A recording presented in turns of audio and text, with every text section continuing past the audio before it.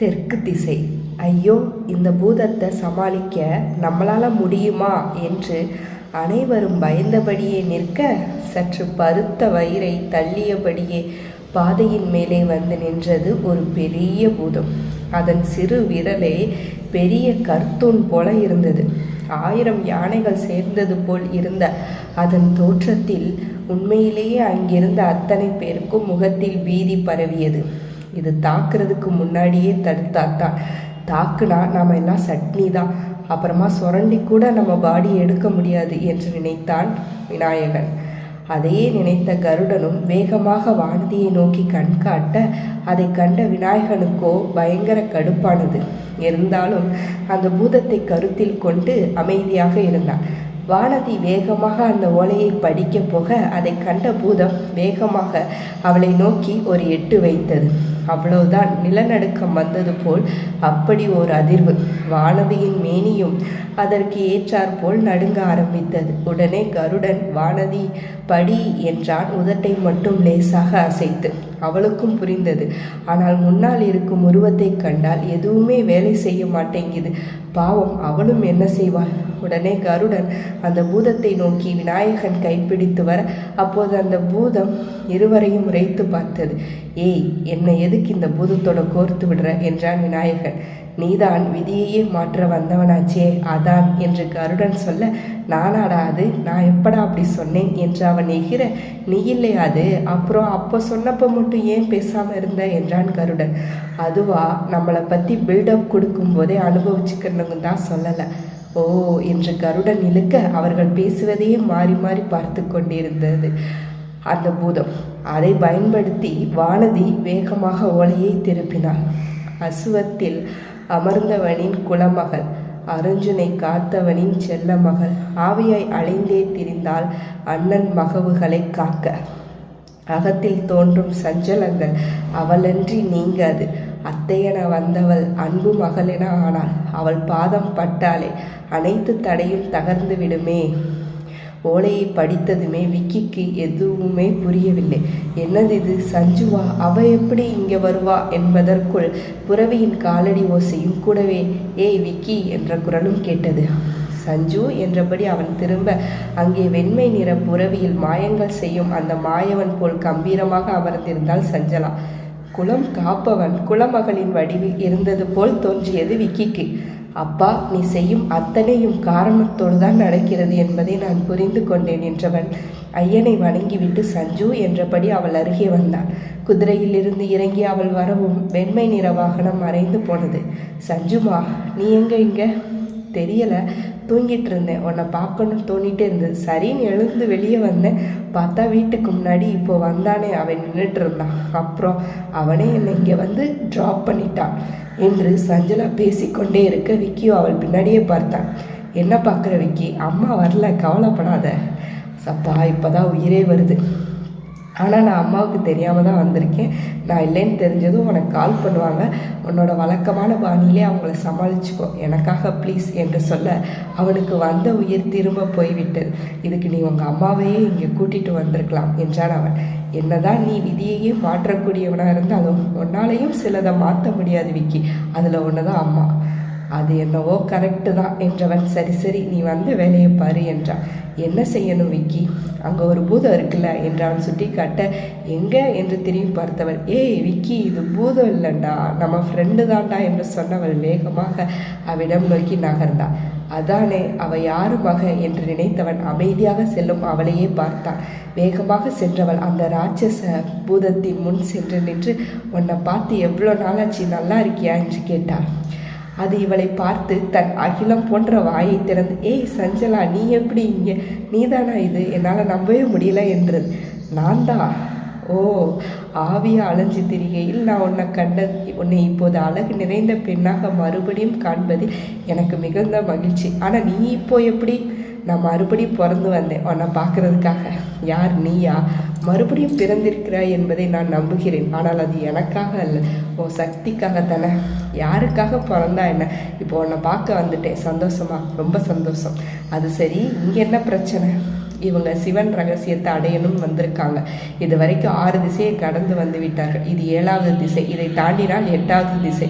அதையும் கடந்தால்தான் அவர்களுக்கு அந்த ரகசியம் கிடைக்கும். ஆனால் கிடைக்கக்கூடாது இவர்களுக்கு அந்த ரகசியம். அதுதான் தவறு செய்ய வந்த இவர்களுக்கு என்ன தண்டனை கொடுக்கலாம் என்று யோசித்து கொண்டிருந்தேன். நீயே வந்து விட்டாய், இப்போது சொல், இவர்களுக்கு என்ன தண்டனை கொடுக்கலாம் என்று அந்த பூதம் கேட்டது. அவள் வேகமாக அவங்களை அடுத்த திசைக்கு செல்ல விடு என்றாள். என்ன?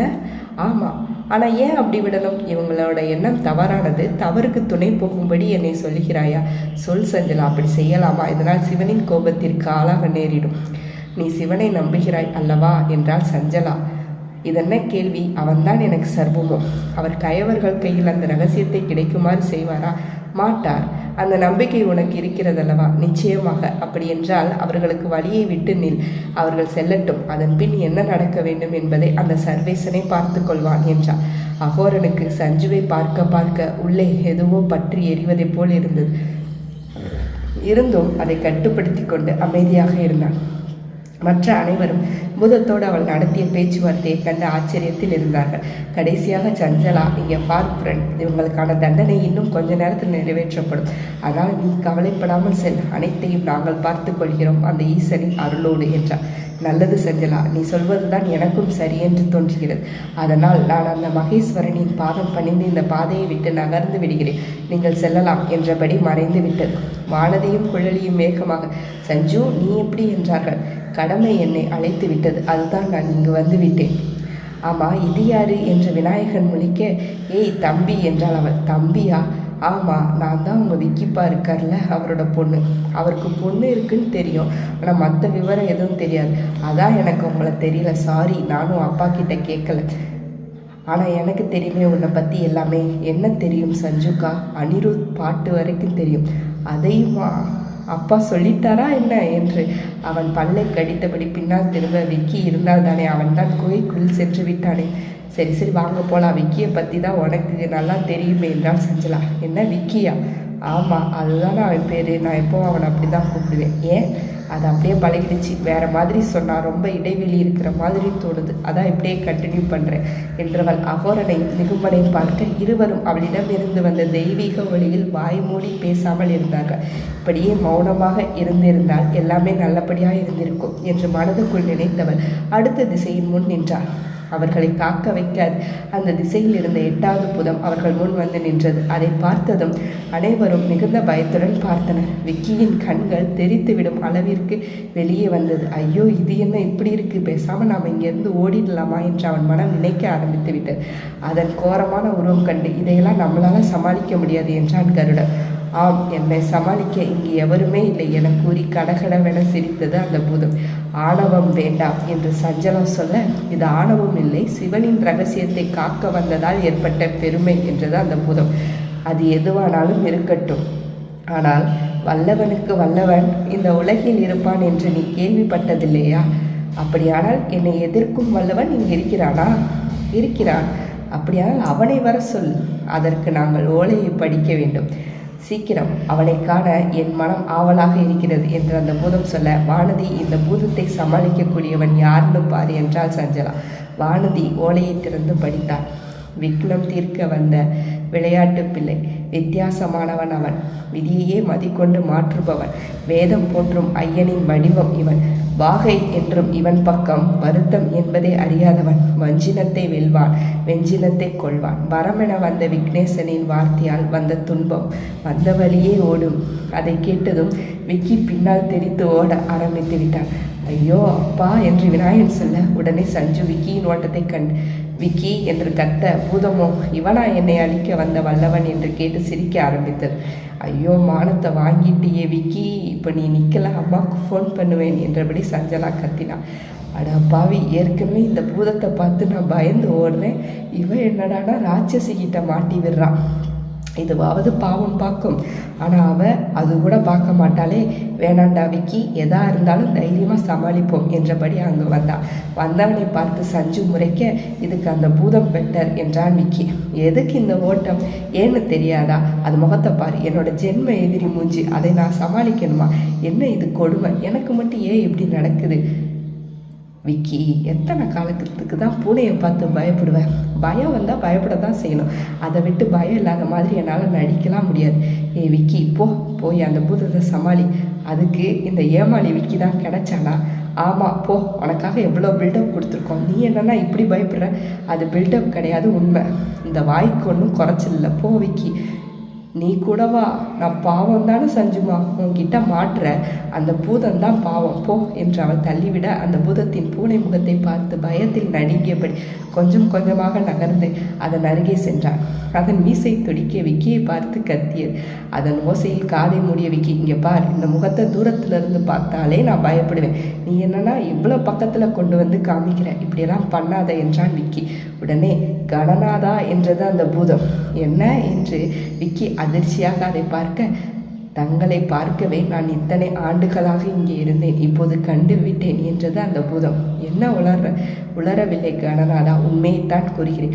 தாங்கள் வந்தால்தான் இந்த திசையை விட்டு வெளியே போக வேண்டும் என்பது பூதநாயகன் எமக்கிட்ட கட்டளை. நான் வருகிறேன் என்று விக்கியை பார்த்து அது கும்பிட்டபடி விடைபெற்றது.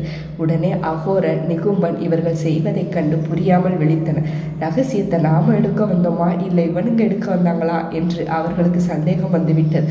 அதுவும் சஞ்சலாவை பார்க்க கோபமாக வந்தது அகோரனுக்கு. 8 திசை பூதமும் எட்டி போய்விட்ட நிலையில் இப்போது அடுத்து மந்திரக்கட்டு இருக்கும் இடத்திற்கு செல்ல வேண்டும். அதை கடந்தால்தான் அந்த சிவரகசியம் கைக்கு கிட்டும் என்றான் விக்கி. அகோரன் வேகமாக, நீங்கள் யாரும் எங்கள் கூட வரணும்னு எந்த அவசியமும் இல்லை என்றான் கோபமாக. நாங்கள் இல்லாமல் உங்களால் எதுவுமே பண்ண முடியாது, அதை நாங்கள் பார்த்துக்குறோம், இப்போ நீங்கள் போகலாம் என்று சொல்ல கருடன் வேகமாக அவனை இழுத்து சென்று, என்ன பேசுகிற அகோரா என்றான். பின்ன என்ன, இத்தனை பேர் வந்து நிற்கிறாங்க, அதுவும் அந்த சஞ்சலா என்னன்னே தெரியல, அவளை பார்க்க கடுப்பாகுது. இதில் அந்த விக்கி வேற. இவங்க தயவால் தான் நாம் ரகசியத்தை எடுக்கணும் அப்படின்னாலும் அதை இவங்க நம்மக்கிட்ட தான் கொடுப்பாங்கன்னு என்ன நிச்சயம்? வேணாங்கருடா, அவங்கள அனுப்பிடலாம். இல்லை அகோரா, நீ புரியாமல் பேசுகிற. ஓலையில் இருக்கிற மாதிரி நம்ம பண்ணாதான் நமக்கு ரகசியம் கிடைக்கும். அதுக்கு அவங்க துணை நமக்கு தேவை. இது நாம் பொறுமையாக இருக்க வேண்டிய சமயம் என்றான். இல்லை என்று அவன் மறுத்து பேசும்போது வேகமாக கருடன், பேசாமல் வா அகோரா, என்ன பண்ணணும்னு நான் பார்த்துக்கிறேன் என்று அவனை கூட்டிச் சென்றான். நீ பார்த்துக்க போறியா? நீயே கருடன் இல்லைன்னு எனக்கு தெரியும். இருக்கிறேன், ரகசியம் கிடைக்கிற வரைக்கும் பொறுமையாகவே இருக்கேன்.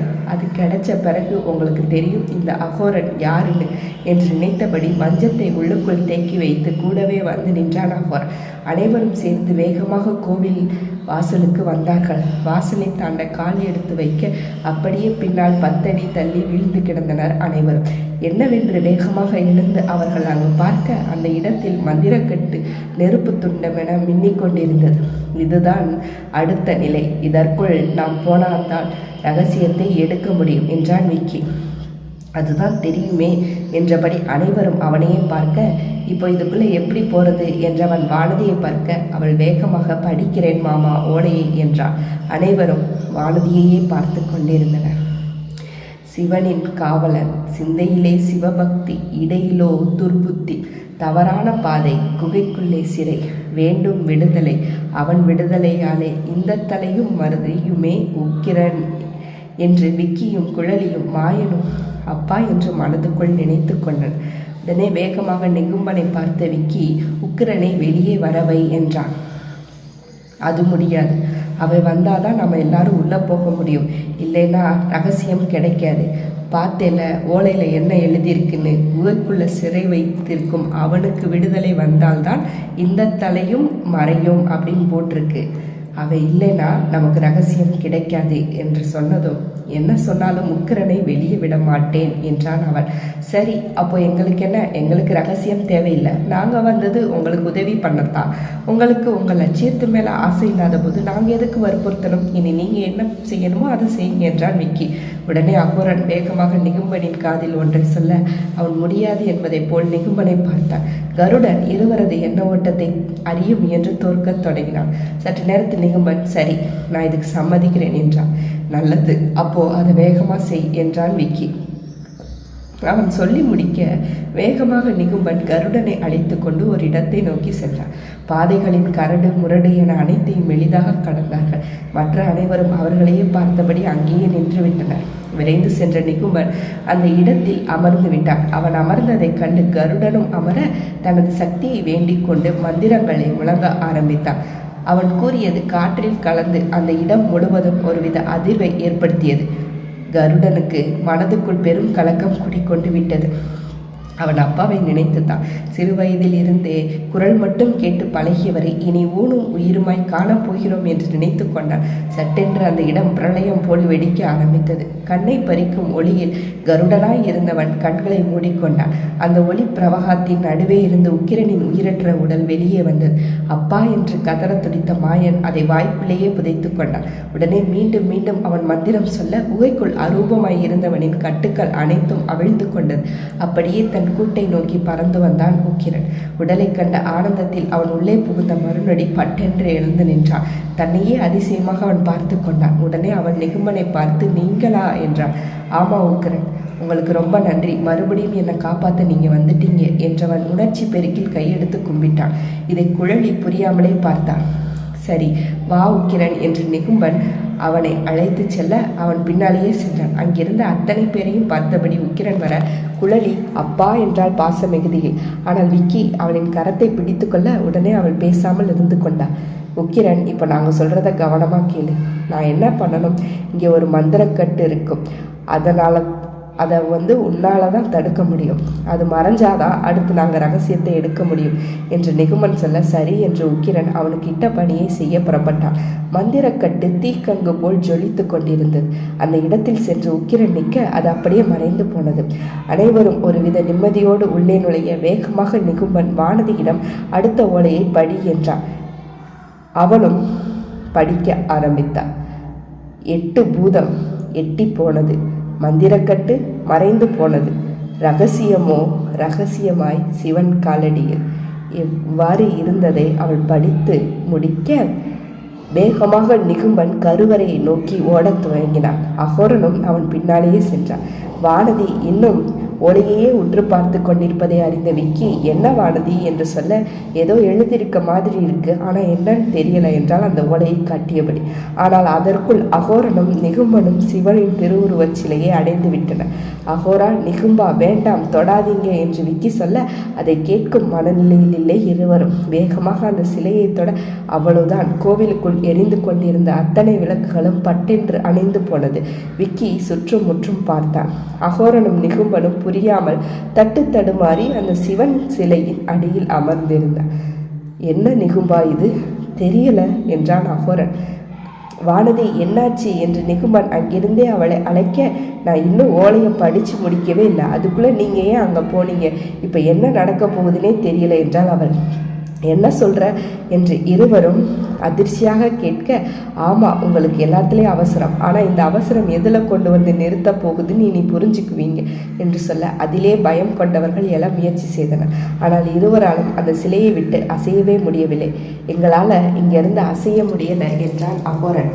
ஆமா கருடா, வா சீக்கிரம் வந்து காப்பாத்து என்றான் நிகும்பன். விக்கியோ அந்த ஓலையை வாங்கி தன் மொபைலில் இருந்த டார்ச்சை ஆன் பண்ணி அதை பார்த்தான். ஆணவம் கொண்ட கயவர் தம் அழிவினை நெருங்கிவிட்டார். ஆனந்த சித்தன் அகோரமூர்த்தியாய் மாறி நிற்கிறார். அண்டம் நடுங்க, ஆகாயம் பிளக்க, அலைக்கடல் கொதிக்க ஆக்ரோஷம் கொண்டு காலபைரவன் காத்திருக்கின்றான் காலனாய். ரகசியம் அது சிவரகசியம், சிவன் ரகசியம், சிவனுக்கு மட்டுமே சொந்தம். தீண்ட முற்பட்டால் தீயாய் மாறிடுவான் என்று சொன்ன கணம் தூக்கி எறியப்பட்டனர் இருவரும் அங்கிருந்து.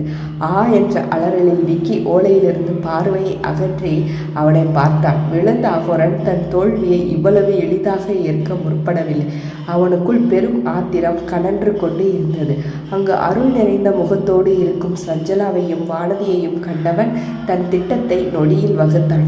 என்னவானாலும் சரி, நான் இதிலிருந்து பின்வாங்க மாட்டேன் என்றவன் வேகமாய் எழுந்து சஞ்சலாவை நெருங்கினான். அவளும் வானதியும் அருகருகே நின்று அந்த ஓலையையே பார்த்த வண்ணம் நின்றிருக்க அதை பயன்படுத்தி இருவரது கழுத்தையும் இறுக்கி பிடித்தான் அகோர். கழுத்தில் ஏற்பட்ட அழுத்தத்தில் இருவரும் திரும்ப முயற்சிக்க விக்கி வேகமாக பின்னால் இருந்த அகோரனை கண்டான். கண்களில் இரத்த வெறி கொண்டு அவன் நின்றிருந்த காட்சி விக்கிக்குள் ஒருவித பயத்தை விதைத்தது.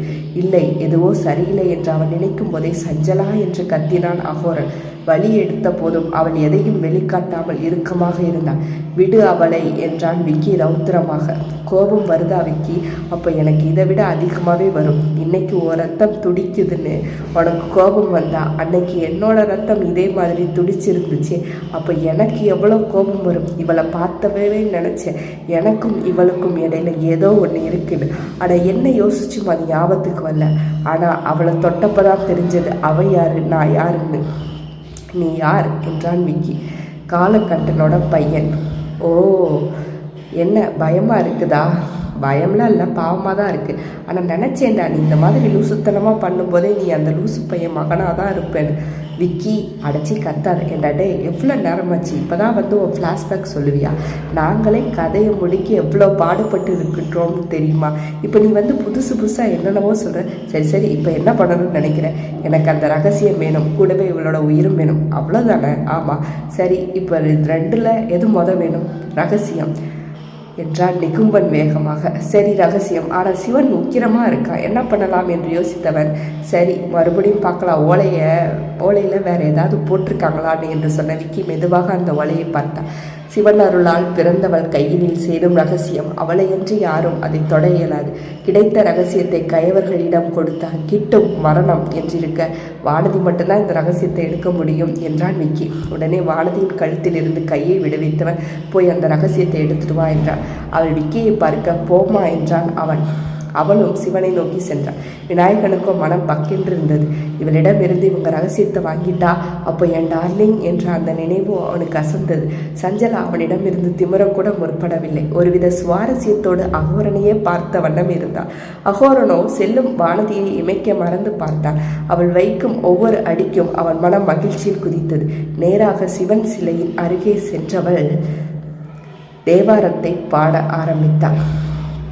நந்தி வாகனத்தில் அமர்ந்து பிறை நிலவை அணிந்த பெருமான் தனது சக்தியுடன் அமர்ந்திருக்கும் காட்சி கண்டு அவள் கண் கலங்கி கண்ணீரையே பூக்களாக சொரிந்தது.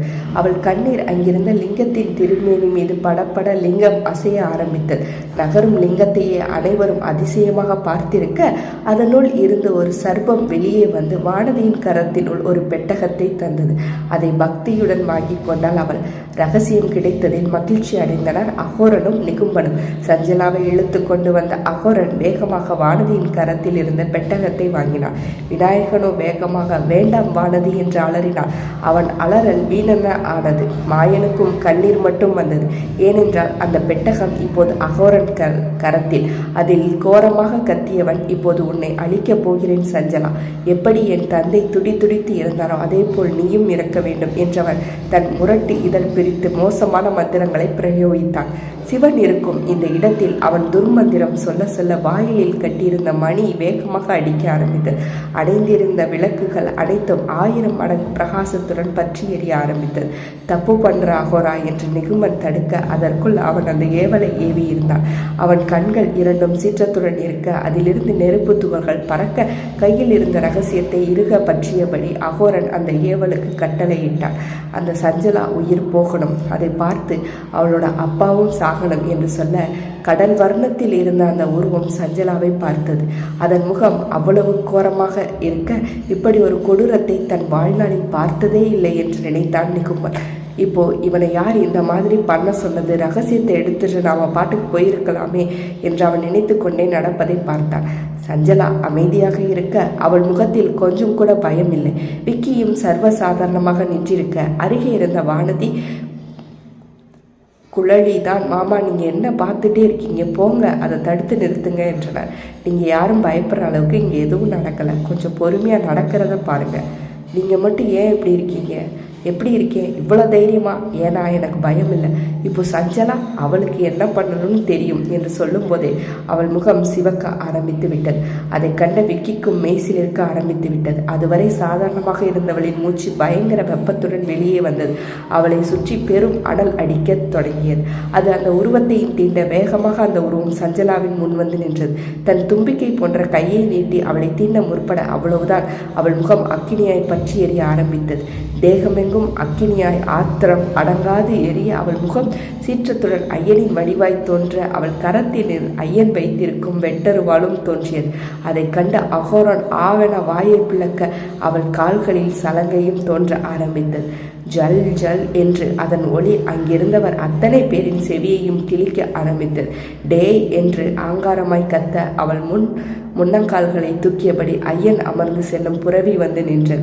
ஒரு நொடியில் சட்டென்று அவள் அதன் மீது ஏறி அமர அவ்வளவுதான். அனைவரின் முகமும் அப்படியே இமைக்க மறந்து அந்த காட்சியை பார்த்தபடி இருந்தது.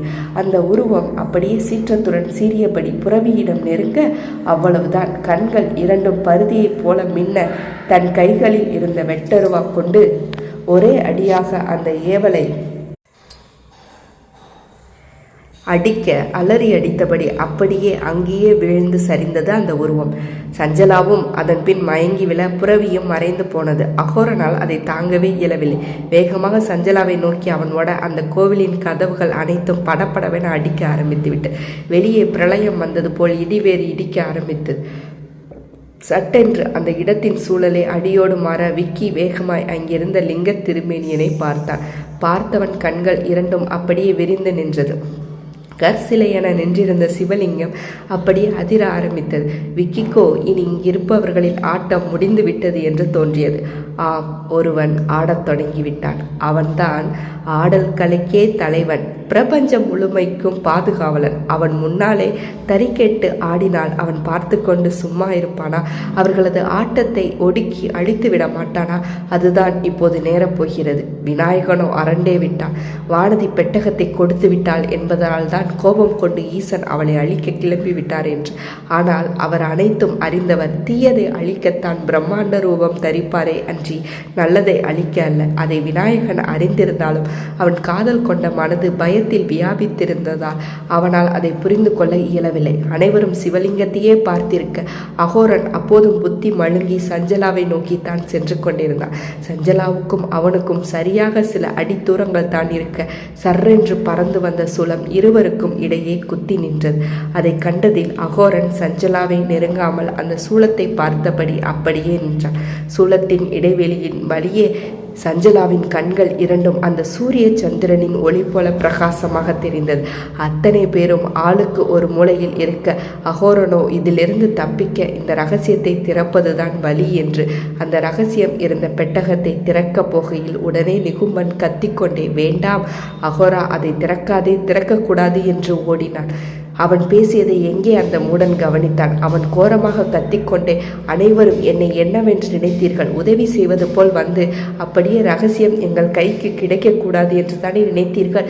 உங்களது எண்ணம் ஒருபோதும் நடக்காது. இந்த ரகசியத்தை நாங்கள் அடைந்து விட்டோம். நிகும்பா, சென்று கருடனை கூட்டிக் கொண்டு வா. இவர்கள் அனைவரையும் அழித்துவிட்டு அதன் பின் நாம் அவனை பழைய நிலைக்கு மாற்றலாம் என்றான். ஓ, தெரிஞ்சிடுச்சா என்றான் விக்கி. எப்போவோ என்று அகோரன் சொல்ல, பரவாயில்லை, அப்போ அந்த அளவுக்கு நீ புத்திசாலிதான். ஆனால் நீ ஒன்றை மறந்துட்ட. என்ன?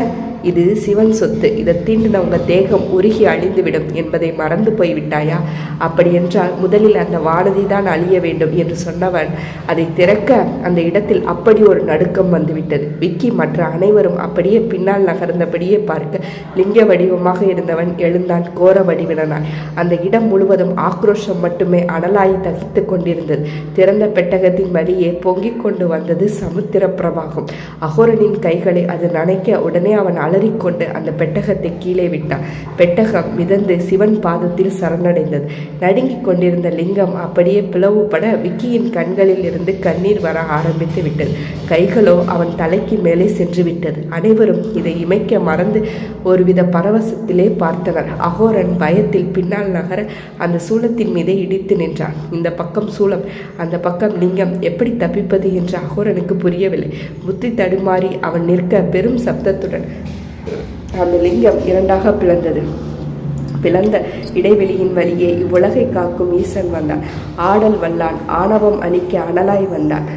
ஜோதி வடிவமாய் சுந்தரன் வந்தான். பிளந்த இடைவெளி பற்றி எரிய கனல் கருவறை முழுவதும் பரவ ஆரம்பித்தது. அண்ணாமலையில் தனியா நெருப்பாய் தகித்து கொண்டிருந்தவன் அதே வடிவனாய் எங்கும் எழுந்தான். அதை காண காண மெய் சிலிர்க்க ஆரம்பித்தது. சிவந்த ஆதவனின் நடுவே வெடிக்கும் நெருப்பு துகள்கள் போல் நாலா பக்கமும் அந்த தணலில் இருந்து பொறிகள் பறந்தது. பற்றி எரிய ஆரம்பித்த நெருப்பு வேள்வி தீயாய் வானை நோக்கி எரிய ஆரம்பித்தது. செக்க சிவந்த அந்த தணலில் சர்வேசன் உருவம் தெரிய ஆரம்பித்தது. பெரும் சூறைக்காற்று வீச அங்கிருந்தவர்கள் அனைவரும் அப்படியே நடுங்கியபடியே நின்றனர். காற்றின் தாளத்திற்கேற்ப சடாமுடி ஆடத் தொடங்கியது. அணிந்திருந்த பிறைநிலா நெருப்புக்குள் தகதகவென மின்னிக் கொண்டிருந்தது. வளைந்து நெளியும் சர்ப்பமும் அந்த நீலக்கண்டனின் கழுத்தில் ஆடாமல் படமெடுத்து பயமுறுத்தி கொண்டிருந்தது. ஏற்கனவே அக்கினி கொழுந்து விட்டெறிய சிவனின் திருமேனி அனைத்தும் இரத்த நிறத்தில் பற்றி எரிய துவங்கியது. கண்களை மூடிக்கொண்டிருந்த ஈஸ்வரன் தன் தாண்டவத்தை ஆரம்பித்தார். உலகாலும் உன்னதனின் பாதம் படப்பட பூமி வெடிக்க ஆரம்பித்தது. கையிலே நெருப்பை ஏந்தியவன் நெருப்பினுள் நெருப்பாய் நின்று நடனமாடத் தொடங்கிவிட்டான். பெட்டகத்தில் இருந்து வழிந்து வந்த புனலும் லிங்கத்தில் இருந்து வந்த அனலும் ஒரு சேர கலந்து அந்த இடமே வித்தியாசமான உணர்வை பார்ப்பவருக்கு தோற்றுவித்தது. ஆடினான் ஆடினான். அரக்கனின் ஆணவம் அழிக்க ஆடினான். சடாமுடி அவிழ்ந்து கால பைரவனாய் மகா ருத்திரனாய் மயானம் காக்கும் மகா காலனாய் சுடலை பொடி பூசி நிலையாமை அறிவுறுத்துபவனாய் பஞ்சபூத வடிவினனாய் மும்மலம் அகற்றும் முக்கண்ணனாய் சக்தியின் சரிபாதியாய் மாய பிறப்பறக்கும் மன்னவனாய் சிவரகசியம் காக்கும் சிதம்பரனாய் ஆடினான். அகத்தில் இருக்கும் கடவுள் புறத்தே வெறி கொண்டு வேங்கையாய் ஆடுவதைக் கண்டு அங்கிருந்தோர் கண்கள் அனைத்தும் பாக்கியம் பெற்றன. என்ன தவம் செய்தோம் இறையே உன்னை காண என்பதே அவர்கள் இதயத்துள் ஓடிக்கொண்டிருந்தது. ஆடிக்கொண்டிருந்தவனின் ஆடல் அப்படியே நிற்க சுடர்விட்டு எரிந்து கொண்டிருந்த நெருப்பு இன்னும் அதிகமாய் பற்றி எரிய அதன் நடுவே நடுநாயமாக ஆடிக்கொண்டிருந்தவன் பிறை நெற்றியில் ஆணவம் அழிக்கும் மூன்றாம் கண் தோன்றியது. கண்ணின் இமைகள் பட்டென்று திறக்க அது நெருப்பு துண்டமென மின்னியது. உடனே இதை கண்ட நிகுமன் உயிரை காப்பாற்றிக் கொள்ளும் ஆசையில் அப்படியே தெரித்து ஓடினான். கோவிலை விட்டு வெளியே ஓடியவன் சட்டென்று எதுவோ இடிக்க அப்படியே கீழே விழுந்தான். முயன்று எழுந்தவன் அங்கு நின்று கொண்டிருந்த உருவத்தை கண்டு அப்படியே அலறினான். சீவி விட்ட கொம்புகள் இரண்டும் மினுமினுக்க அடங்காது வளைந்திருந்த திமிழ் பயத்தை கொடுக்க சுழற்றும் வாள் சாட்டையாய் சுழன்று அடிக்க கழுத்தில் இருந்த மணி கிண்கிணியாய் ஒலிக்க சாட்சாத் பரம்பொருளின் காவலன் நந்தியம் பெருமான் நின்றிருந்தான்.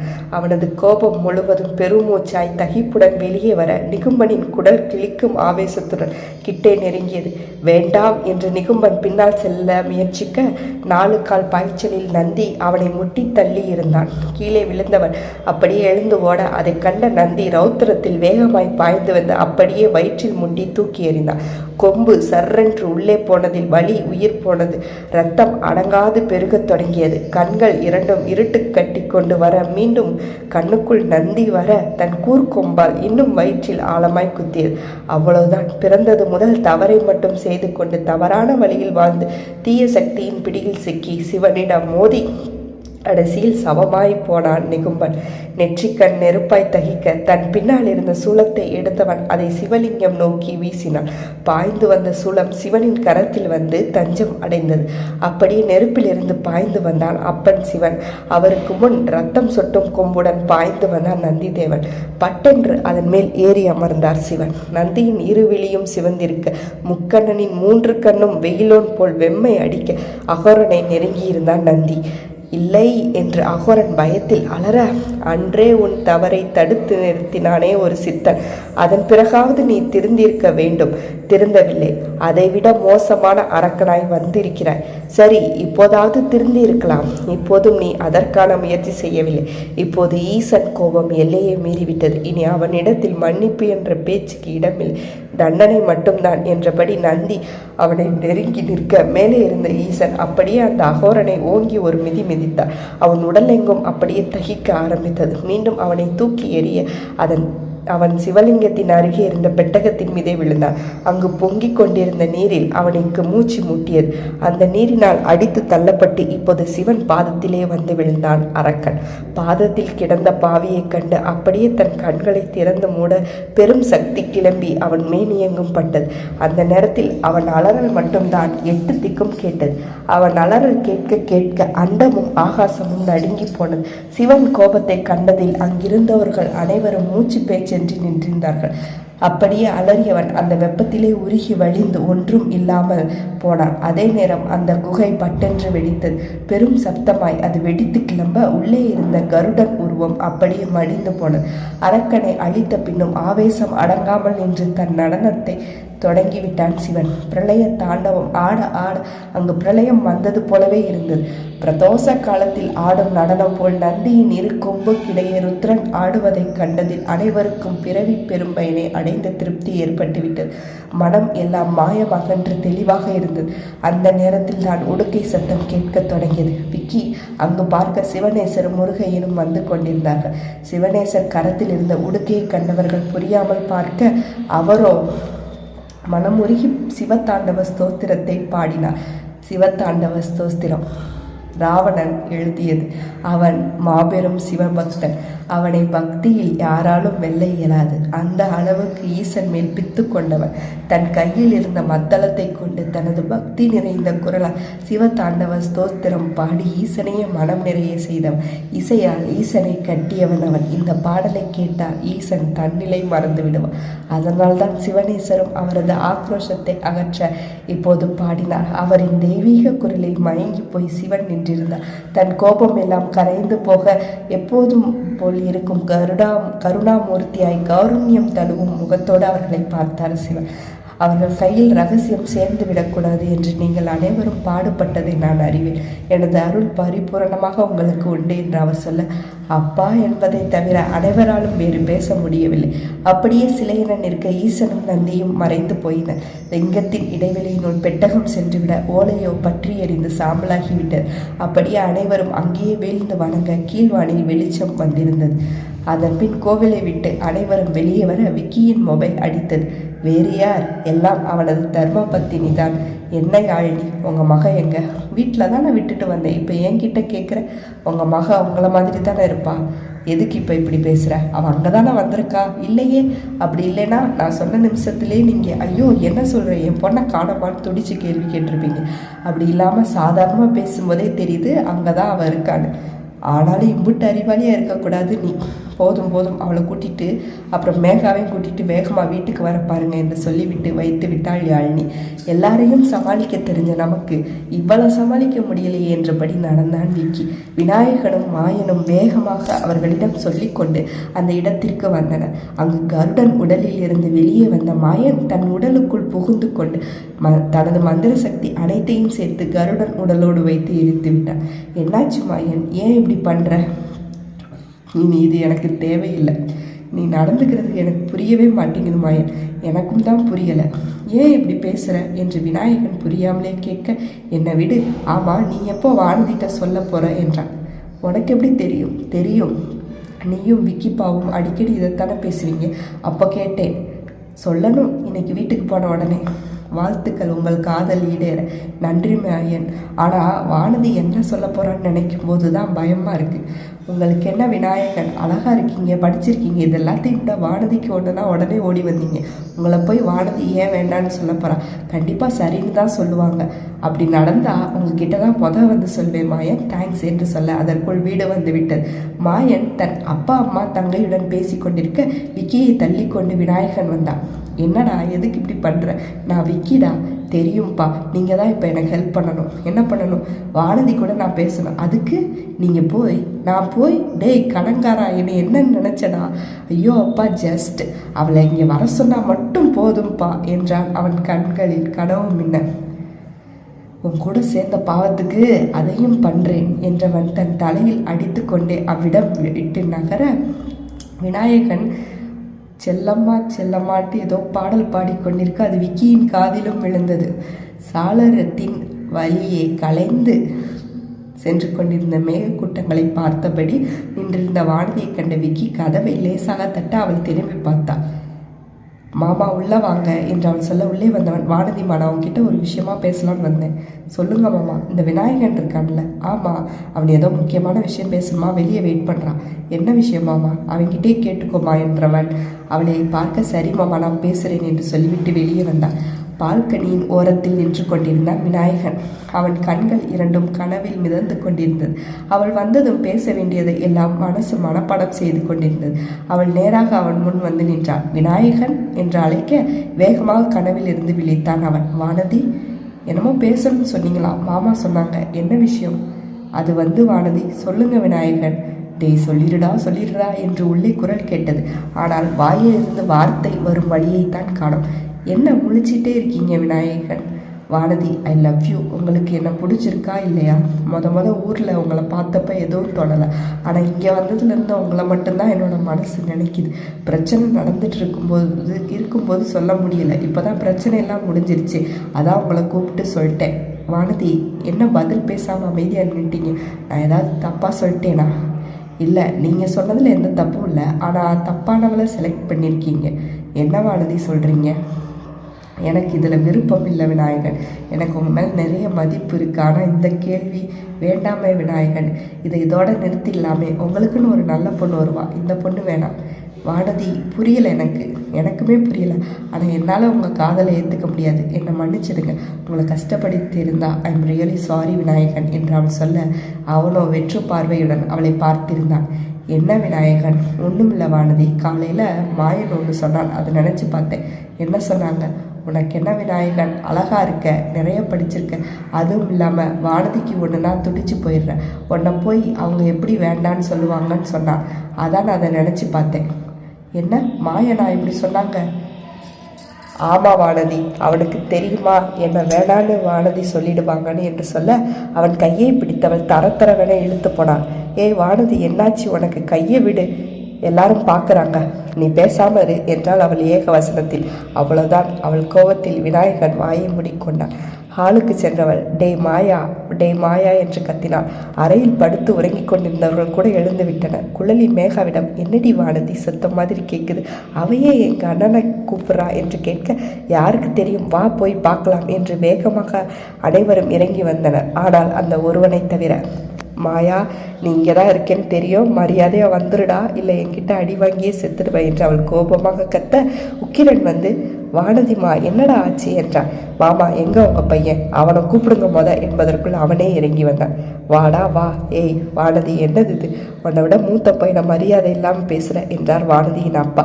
அப்பா இருங்க, இவனுக்கெல்லாம் மரியாதை வேற தரணுமா என்று சொல்லிவிட்டு, டே மாயா, இவங்கிட்ட என்னடா சொன்ன என்றாள் அவள். என்ன சொன்னேன்? உன்னை வானதி வேணான்னு சொல்ல மாட்டான்னு சொன்னியாடா? ஆமாம் சொன்னேன், அது உண்மையும் கூட தானே. இன்னொரு வார்த்தை பேசின வாயிலே அடிப்பேன். என்னடா உண்மை? இங்கே பார் வானதி, அவர் ரொம்ப நல்லவர், உன் மேலே உயிரே வச்சிருக்கார், அவர் தான் உனக்கு பொருத்தமாக இருப்பார். நீ என்ன தரகராடா? வானதி, என்ன பேச்சு இது என்றார் சதாசிவம். ஐயப்பா, யாரும் பேசாதீங்க, இன்னைக்கு இவனை நான் சும்மாவே விட மாட்டேன் என்றபடி மீண்டும் அவனை பார்த்து கத்தினான். விநாயகன், உனக்கு ஒரு ஆபத்துன்னு சொன்ன உடனே அங்கேருந்து வந்திருக்கார் உன்னை காப்பாற்ற. அந்த அளவுக்கு உன்னை உயிருக்கு உயிராக காதலிக்கிறார். நீ விநாயகனை கல்யாணம் பண்ணுறது தான் நல்லது, அதான் சொன்னேன். அவன் என்னை காதலிக்கிறானா? அப்போ நீ என்ன காதலிக்கலையாடா என்றாள் அவள் சத்தமாக. அப்படி அவள் சொன்னதும் அவன் முழித்தான். விக்கியை தவிர மற்ற அனைவரும் அதிர்ந்து பார்த்தார்கள்.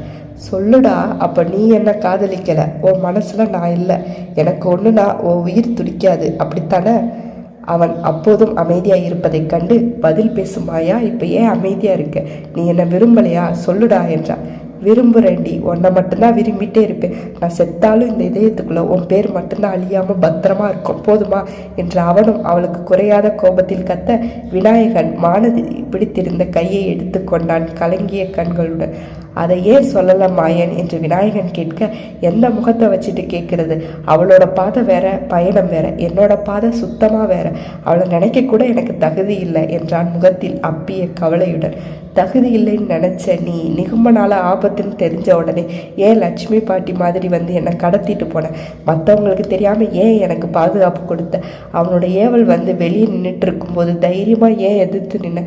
எனக்கு அடிபட்டு ரத்தம் வரும்போது நீ ஏன் துடிச்ச? ஏன்டா என்று அவள் ஒவ்வொன்றாக சொல்ல சொல்ல இவனும் அவளை பார்த்து அதிர்ச்சியாக, இதெல்லாம் உனக்கு எப்படி என்றான். எனக்கு எப்படி தெரியும்னு பார்க்குறியா? சின்ன வயசுலேருந்து நீ என் கூட இருந்திருக்க, எப்போவும் என்னை தூக்கி வச்சுப்ப. எங்கள் அம்மா வந்தாலும் அவங்கக்கிட்ட கூட நீ என்னை தரமாட்ட. உன்னோட தொடுகையை புரிஞ்சுக்க கூட முடியாத முட்டாள் இல்லைனா? சின்ன வயசுலேயே விட்டு தராத நீ இப்போ எப்படிடா இப்படி பேசுன இவன்கிட்ட என்றால் கண்ணீர் வழியே. டேய் மாயா, என்னடா இது என்றார் உக்கிரன் கோபத்துடன். என்னை மன்னிச்சிடுங்கப்பா, நான் இது எனக்கு எப்படின்னு வானதி என்று உளர விக்கி வந்து, மாயன் எப்போவுமே லவ் பண்ணால் மட்டும் போதாது, நாம் அதை அவங்கக்கிட்ட தைரியமாக சொல்லணும். 2 பேருமே இவ்வளோ சின்சியராக லவ் பண்ணுறீங்க, அதை ஏன்டா மறைக்கிற?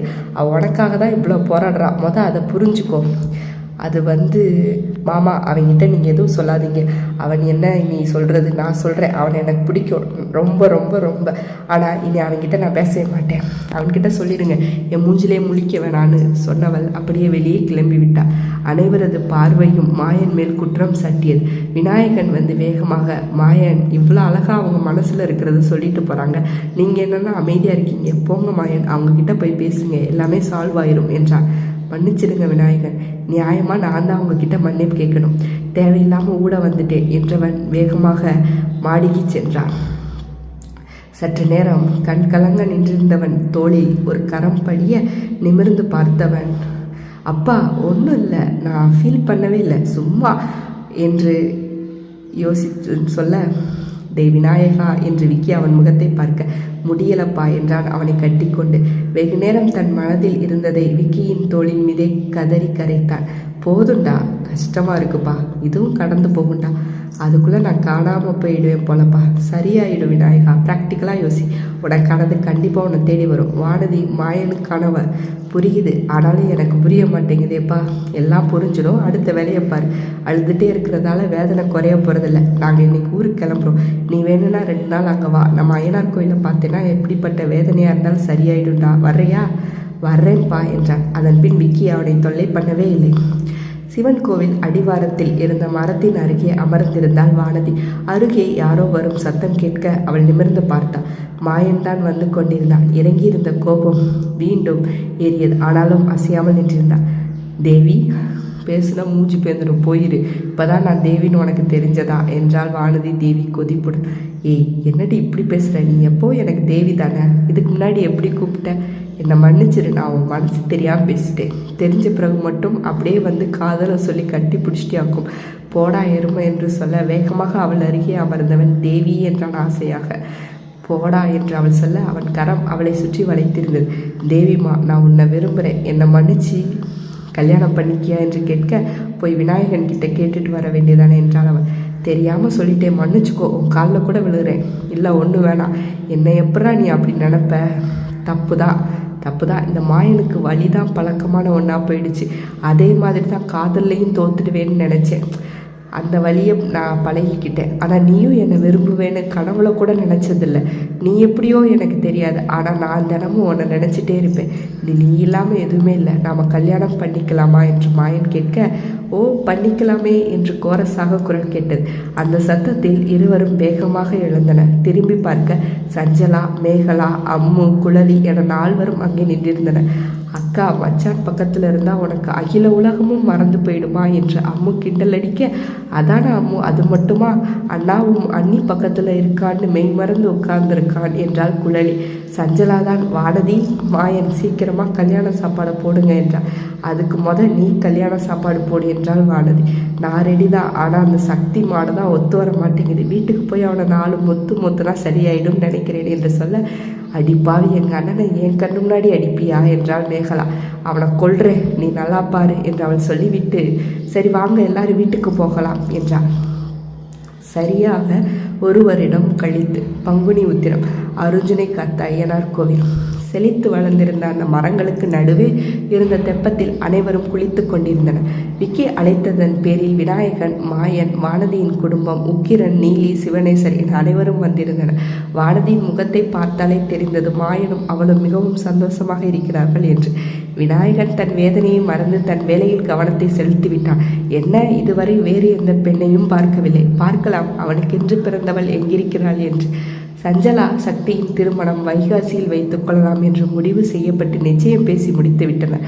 உச்சி பூஜையின் போது பொங்கல் வைத்து கொண்டிருந்தனர். யாழினியோ அன்று போல் மண்ட வெள்ளத்தை கையில் வைத்து கொண்டு விக்கியே பார்த்து கொண்டிருந்தார். யாழினிமா, என்ன, இவங்க முன்னாடியெல்லாம் எனக்கு பெரிய இமேஜ் இருக்குது, அதை டேமேஜ் பண்ணிடாதம்மா. அப்படி இருக்கு உனக்கு தான் என்னோட பெருமை தெரியல. நீ இப்படியே பேசிட்டு என்னோடய ஃபேன்ஸ் எல்லாம் கொந்தளிச்சு வரப்போகிறாங்க. உனக்கு ஃபேன்ஸ் வேறு இருக்கா விக்கி? ஐயோ, நீ என்ன இப்படி சொல்லிட்ட? நானே கூடிய சீக்கிரம் விக்கி ஃபேன்ஸ் கிளப் ஆரம்பிக்கலான்னு இருக்கேன். அதில் நீ மட்டும்தான் இருப்ப, போடா, கிரேட் இன்சல்ட் வான் யாழ்னி. இதுக்கு பதிலாக என்னோடய ஃபேன்ஸ் சொல்லுவாங்க. அப்போ தெரியும் ஐயாவோட பெருமை என்னன்னு. சரி சரி, உங்ககிட்ட என்ன வெட்டி பேச்சு? எனக்கு பொங்கல் பொங்கிடுச்சு, உங்கள் பொண்ணை தூக்கிட்டு போய் சாமிக்கிட்ட வைக்க சொல்லுங்கள். அவள் எங்கே போனா? உங்கள் மருமகன் எங்கே இருக்கான்னு பாருங்கள், அங்கே தான் அவளும் இருப்பா என்று சொல்ல அங்கிருந்த வானதியும் மாயனும் சிரித்து கொண்டனர். அதன் பின் அனைவரும் கருவறை அருகே வர பூஜை இனிதே தொடங்கியது. கற்பூர தீபம் பூசாரி காட்ட கல்லாய் இருக்கும் ஐயனின் உருவம் அந்த வெளிச்சத்தில் கனிந்தே தெரிந்தது. இதழ்கள் சிரிப்பை சிந்த, வதனம் கம்பீரத்தை காட்ட ஐயன் பூரணை புஷ்கலா தேவியருடன் காட்சியளிப்பதைக் கண்டு அங்கிருந்த அனைவருக்குமே சிலிர்த்தது. அருஞ்சுனை காத்தவன் அகில லோகத்தையும் காப்பான் என்ற நம்பிக்கை நாமும் அவரை வணங்கிவிட்டு விடை பெறுவோம். நன்றி.